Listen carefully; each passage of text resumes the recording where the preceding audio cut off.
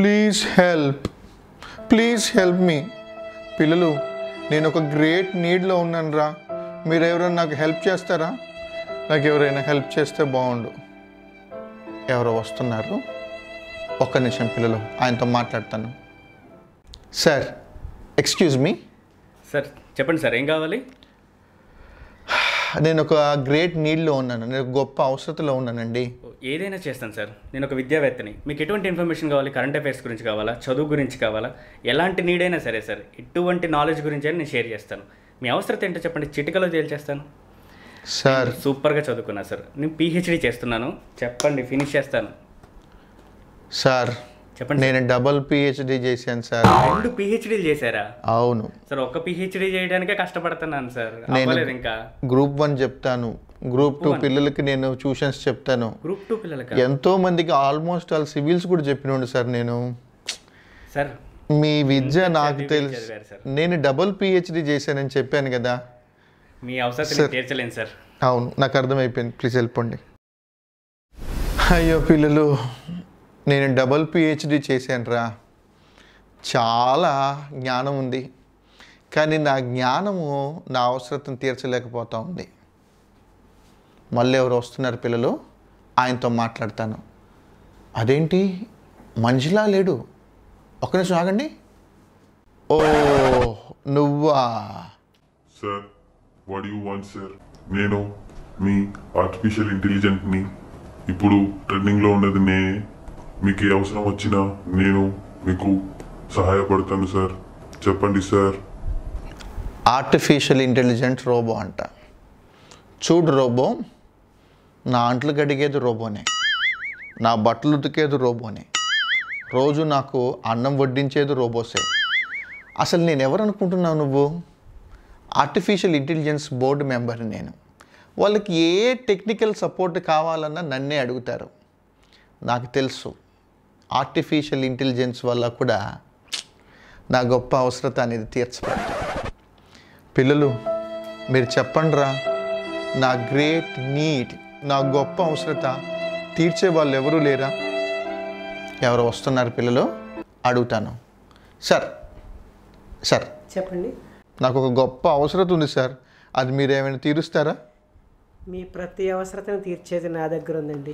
అవునా సార్? అవును సార్ నేను చాలా పెద్ద అవసరతలో ఉన్నానండి. ఈ లోకంలో ప్రతి అవసరతను తీర్చేది ఇదేనండి, డబ్బు. ఈ డబ్బు ప్రతి అవసరతను తీరుస్తుందండి. సార్ మీరేం మొహమాట పడకండి, మీకు ఎంత కావాలో చెప్పండి. జస్ట్ 10 రూపీస్ వడ్డీ అంతే, అంతకుమించి ఎక్కువ లేదు. 10 రూపీస్ వడ్డీనా? అవును సార్, మీకు డబ్బులు కావాలంటే నేను ఫ్రీగా ఇస్తాను. నాకు 300 కోట్ల ఆస్తి ఉందండి. 300 కోట్ల? ఈ డబ్బు నా అవసరత తీర్చదండి.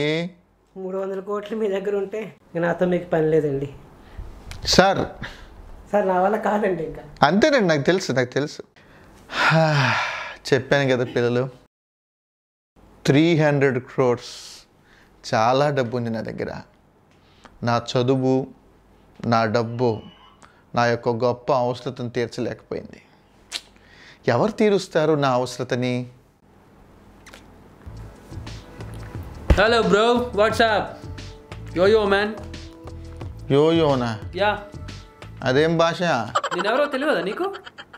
నువ్వెవరో నాకేం తెలుసు, నేను చాలా బిజీ మ్యాన్ని. I'm a famous YouTuber bro.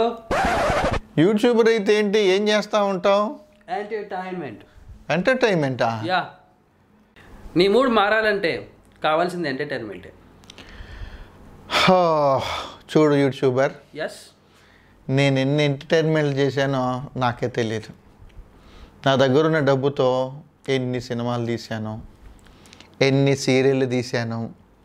ఎంటర్టైన్మెంట్కి నాకు అసలు కొదవే లేదు బాబు. నీతో నాకు పని లేదు. అర్థమైంది సార్. Bye bye. యో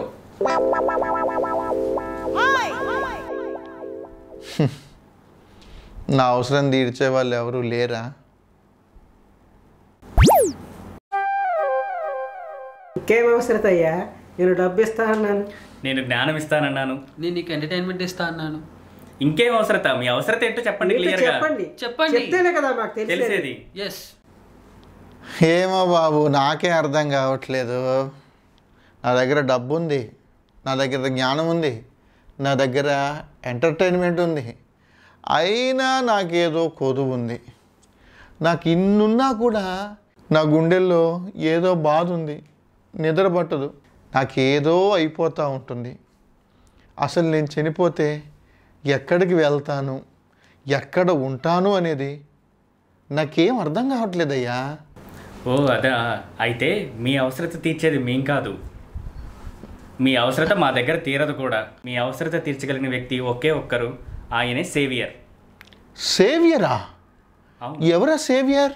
హీ ఈస్ జీసస్.